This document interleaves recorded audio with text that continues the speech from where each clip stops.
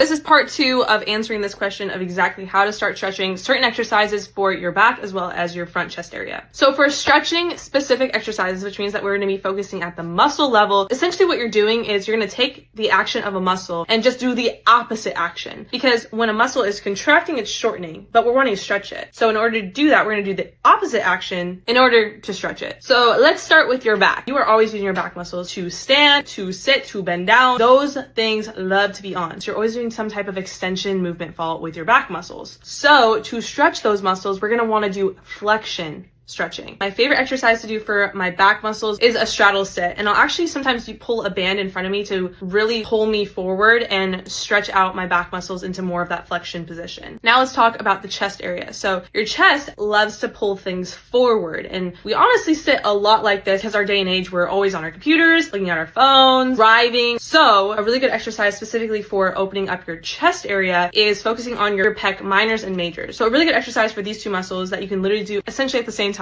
is a doorway stretch. The doorway stretch, if you have your hands at a 90 degrees on the wall and you're stretching forwards, that will target more of your pec major area. And then if you have your arms extended at a lower frame on the door and pushing into that open position, that will stretch and target your pec minors more. Depending on just where you're positioning your hands in that angle will target the different fibers of the different muscles. Start using these exercises in your stretching programs to start increasing your flexibility. And like for a part 3, if you're wanting me to go over more of the mobility aspect levels in order to start incorporating those types of exercises into your programs. Bye.